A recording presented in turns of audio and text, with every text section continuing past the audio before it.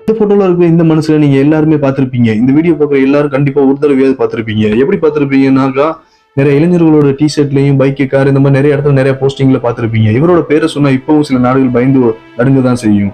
அந்த அளவுக்கு இவர் என்ன பண்ணிருக்காருங்கிறத பார்ப்போம். அது மட்டும் இல்லாம இவர் இப்ப உயிரோட இல்ல. இவரோட பேர் தான் சேகுவேரா. இவரை பத்தின இன்ட்ரெஸ்டிங்கான ஒரு 10 லைஃப் லைனை பத்தி பார்ப்போம். வாங்க வீடியோக்குள்ள போலாம். வீடியோ ஸ்கிப் பண்ணாம ஃபுல்லா பாருங்க.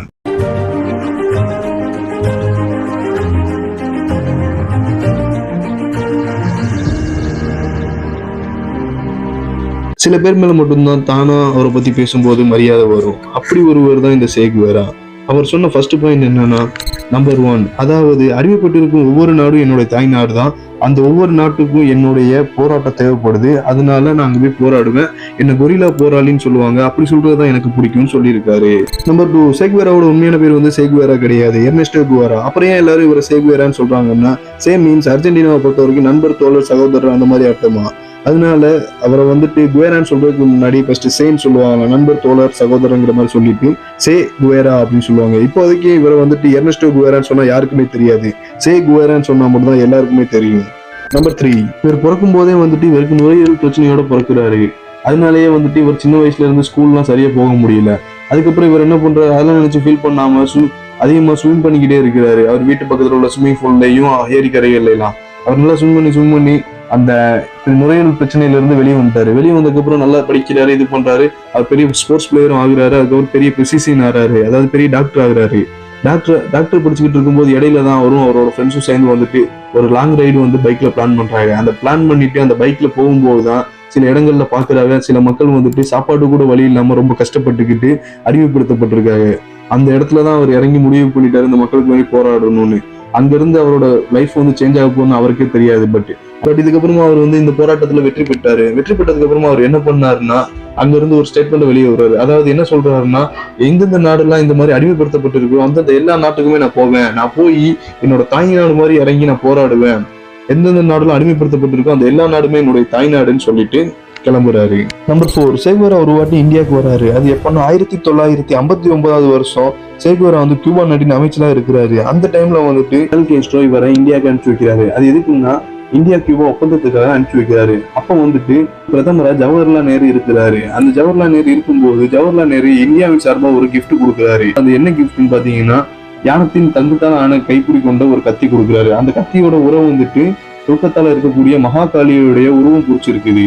அந்த மகாகாளியோட உருவம் பிடிச்சது எதுக்குங்கிறது உங்களுக்கு சொல்லிதான் தெரியணும் அவசியம் இல்லை. அவரோட வீரத்தை பறைசாற்றுறதுக்கு வேண்டி அந்த மாதிரி ஒரு கத்தியை கொடுத்துருக்காங்க. அது மட்டும் இல்லாம அதுதான் சேகுவேரா வந்த முதலும் கடைசியும். அதுவும் இல்லாம சேகுவேரா இருந்ததுக்கு அப்புறம் கியூபா நாட்டுல இன்னமும் அந்த கத்தியை ஹவானாங்கிற ஒரு மியூசியத்துல வச்சிருக்காங்க அவரோட நினைவுக்காக. ஓகேவா. நம்பர் 5, நிறைய பேர் நினைச்சுக்கிட்டு இருக்காங்க சேகுவேராவோடைய தாய்நாடு வந்துட்டு கியூபான்னு. பட் ஆனா அவரோட தாய்நாடு வந்து கியூபா கிடையாது. கியூபால வந்து அவர் அமைச்சரா இருந்தாரு. ஆனா அவரோட தாய்நாடு வந்து அர்ஜென்டினா தான். அதாவது ஃபுட்பால் பிளேயர்ஸ் இருக்காங்கல்ல, மெர்சி, மரடோனா, அவங்கெல்லாம் பிறந்த நாட்டுல தான் இவரும் பிறந்திருக்காரு. நம்பர் 6, அர்ஜென்டினால பிறந்துட்டு நிறைய நாட்டுல போராளியா இருந்துட்டு கியூபால அமைச்சராகவும் இருந்துட்டு கடைசியா பொலிவியால இவரை சுட்டுக் கொல்லப்படுறாங்க. பொலிவியால சுட்டுக் கொல்லப்படும் போது சிஐஏ தான் இவர் சுட்டுக் கொல்லப்படுது. அப்போ வந்துட்டு இவரை யார் சுட்டுக் கொள்ளலாம்னு சொல்லிட்டு இவரை புடிச்சு வச்சு கையை காலெல்லாம் கட்டினதுக்கு அப்புறம் யாரு கொள்ளலாம்னு சொல்லி போட்டி போடுறாங்க. போட்டி போட்டதுக்கு அப்புறமா இது ஒருத்தர் முன் வந்துட்டு சேகுவேராவை நோக்கி ஷூட் பண்றாரு. ஷூட் பண்ணும்போது அந்த புல்லட் வந்துட்டு தரையிலையும் செவர்களையும் தான் அந்த புல்லட் படுது.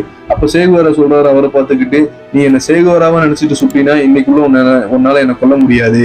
அதுவே ஒரு சாதாரண மனுஷனை நோக்கி என்ன ஷூட் பண்ணு, அப்பதான் உன்னோட புல்லட் வந்து என் நெஞ்சில இறங்கி நான் செத்து போவேன். அப்படி ஷூட் பண்ணாதான் உன்னால என்ன கொல்ல முடியும் அப்படின்னு சொல்றாரு. அப்ப அங்க இருந்த எல்லாரும் சேர்ந்து சேகுவேராவை ஷூட் பண்றாங்க. அதுக்கப்புறமா தான் சேகுவேரா இறந்து போறாரு. நம்பர் 7, சேகுவேராவை கொல்றதுக்கு வேண்டி ஒரு ஸ்கூல்ல வந்து ஃபர்ஸ்ட் சிஐஏ பிடிச்சி அடைச்சு வச்சிருக்காங்க. அந்த ஸ்கூல்ல அடைச்சு வச்சப்போ சேகுவேராவுக்கு சாப்பாடு கொடுக்க வேண்டிய ஒரு டீச்சர் வராங்க. அந்த டீச்சர் வந்தப்ப சேகுவேரா அந்த டீச்சரை பார்த்து கேட்கிறாங்க, இது எந்த இடம் அப்படின்னு. அப்போ டீச்சர் சொல்றாங்க, பொலிவியால இருக்கக்கூடிய ஒரு ஸ்கூல் இது அப்படின்னு சொல்றாங்க.